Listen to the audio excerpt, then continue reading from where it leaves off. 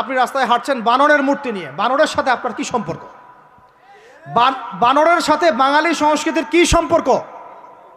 আমরা কি বানর থেকে আসছি? তাহলে বানরের মূর্তি আমি হাটে নিয়ে হাঁটবো কেন? একটা প্রজন্মকে আল্লাহ বানর বানিয়ে দিয়েছিলেন, কোরআনে দলিল আছে। ওই যে শনিবারে যারা মাছ ধরতে নিষেধ করা হয়েছিল তারপরেও মাছ ধরেছে, আল্লাহ পাক বলছেন ওদেরকে বানর বানিয়ে দিয়েছে। আমরা কি সেই প্রজন্ম?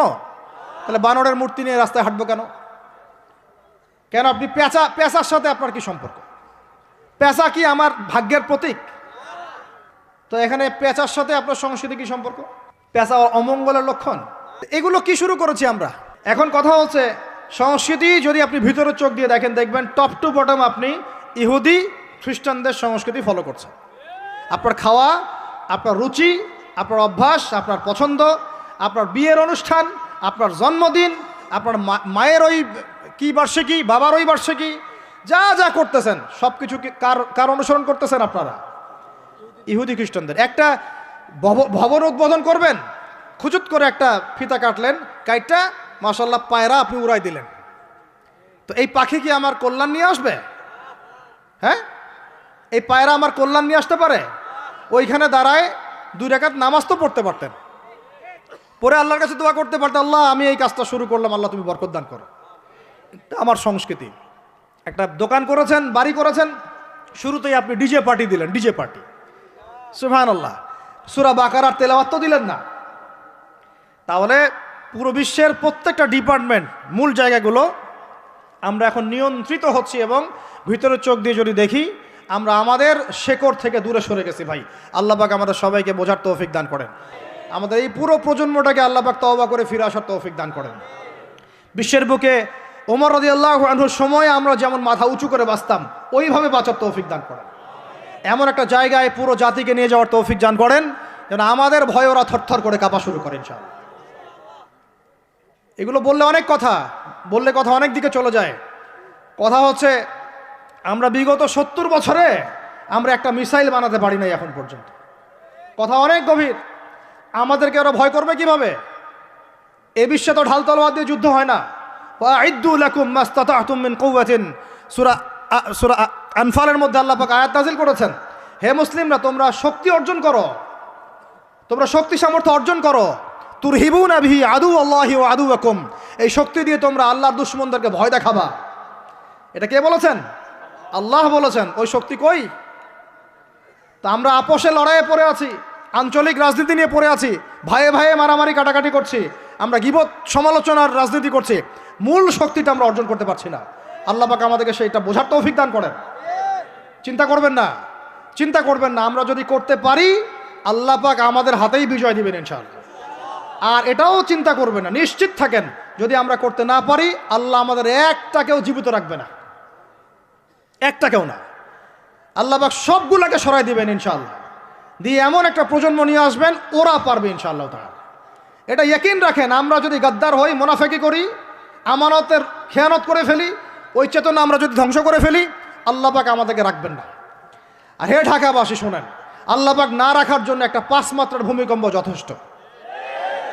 আল্লাহকে ভয় করেন। ঢাকায় জেনা বেড়ে গেছে, সমকামিতা বেড়ে গেছে, মাদক বেড়ে যাচ্ছে, ইয়াবাখোর বেড়ে যাচ্ছে, ছিনতাই বাড়তেছে, কত কি হচ্ছে আমাদের শহরে, আমাদের চোখের সামনে। অশ্লীলতার কারণে এই ভূমিকম্পের আযাব আসে, নোংরামির কারণে আসে, জেনার কারণে আসে, পরকীয়ার কারণে আসে, ব্যভিচারের কারণে আসে, ঘরে ঘরে ঢুকেছে এগুলো। আল্লাহ পাক আমাদের ঢাকাবাসীকে হেদায়েত দান করেন। আমি তো আপনাদের একজন, আমি কিন্তু আপনাদের একজন, আমি আপনাদের বাইরের কেউ না, কিন্তু এগুলো দেখে আমার মনটা কাঁদে, কষ্ট হয়। ঢাকা যেমন মসজিদের শহর, এই মসজিদের শহরের মধ্যে এরকম অন্যায় অবিচার ঘরে ঘরে কেমন করে ছড়িয়ে পড়ল?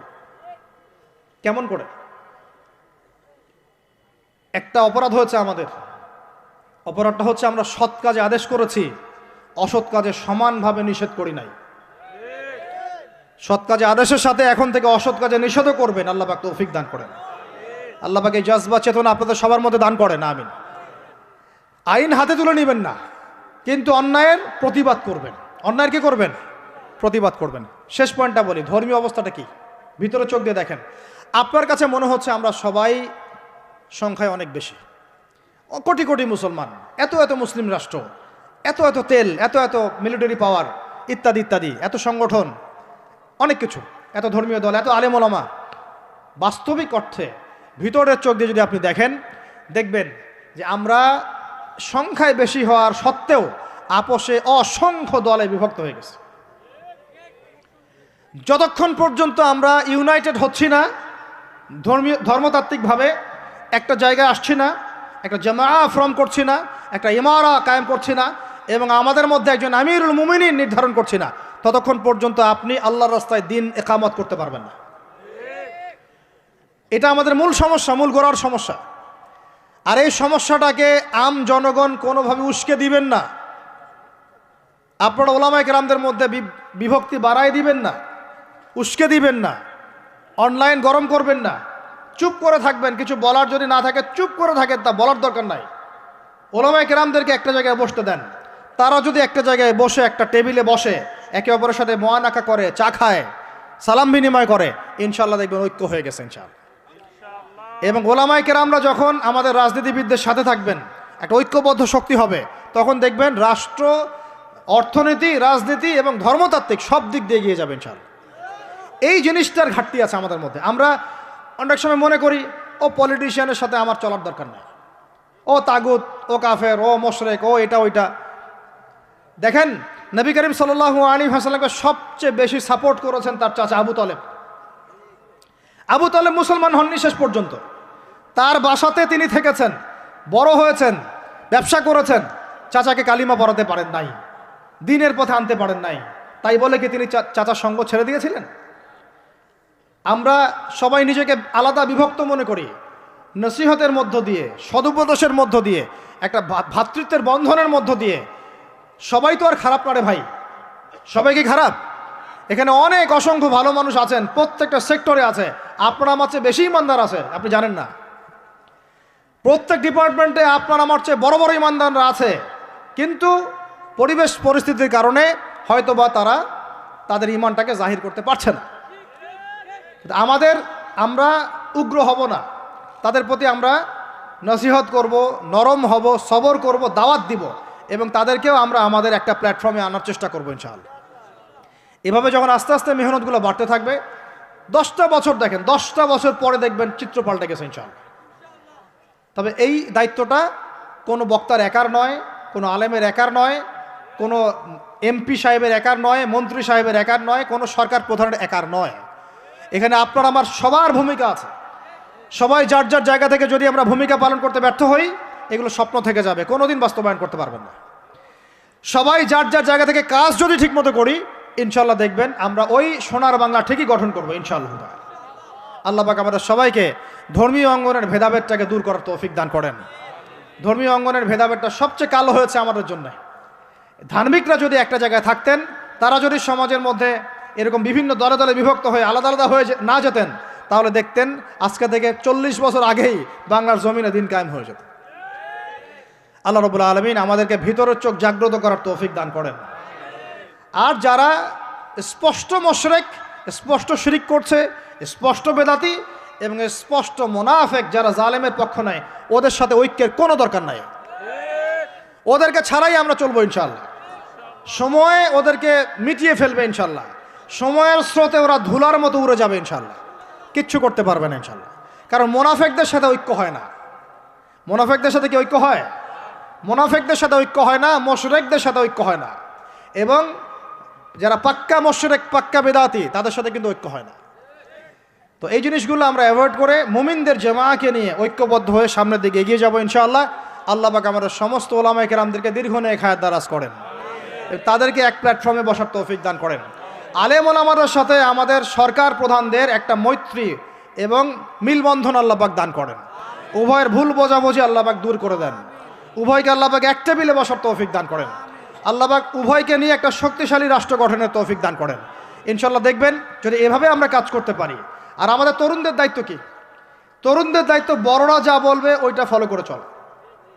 আমাদের দায়িত্ব না যে আমরা নেতৃত্ব আসনটাতে খাপ করে কেড়ে নিয়ে বসবো, এটা আমাদের দায়িত্ব না। যদি আমরা যোগ্য হই, আল্লাহ পাক যদি কবুল করেন, আল্লাহই আপনাকে উঁচু জায়গায় নিয়ে যাবেন ইনশাআল্লাহ। আমরা খালি চোখ কান খোলা রেখে সত্য মিথ্যা পার্থক্য করব, আমাদের বড়দের সামনে এটাকে উপস্থাপন করব। তারা যদি মুনাসিব মনে করেন আমাদেরকে তাদের জায়গায় নিয়ে যাবেন ইনশাআল্লাহ।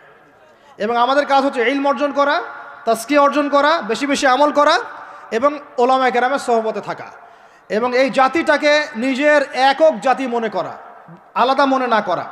আমরা সবাই মিলে এক জাতি, মনে রাখবেন, আমরা সবাই মিলে এক জাতি। সরকার, প্রশাসন, আমজনগণ, ওলামায়ে কেরাম, যুবক যুবতী, তরুণ তরুণী, আমাদের সন্তানরা, সবাই মিলে আমরা একটা মুসলিম জাতি।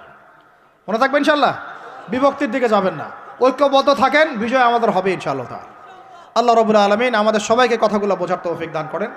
কিছু কথা যদি আমার ভুল হয়ে যায় আল্লাহ যেন মাফ করে দেন, যেগুলো সঠিক সেগুলো আল্লাহ কবুল করেন এবং সেই অনুযায়ী আমাকে আমল করার তৌফিক দান করেন, আপনাদের সবাইকে আমল করার তৌফিক দান করেন। আল্লাহ পাক আমাদের সবাইকে বাইরের চোখের সাথে ভিতরের চোখ দিয়ে দেখার তৌফিক দান করেন, সূরা কাহাফের উপর আমল করার তৌফিক দান করেন। এই জালেম সভ্যতার যে জুলুম, এগুলো থেকে আল্লাহ পাক আমাদেরকে হেফাজত করেন। আল্লাহ পাক আমাদের প্রত্যেক স্তরের মানুষদেরকে হেদায়েত দান করেন এবং আমাদের হায়াতের রিজিকে আল্লাহ বরকত দান করেন।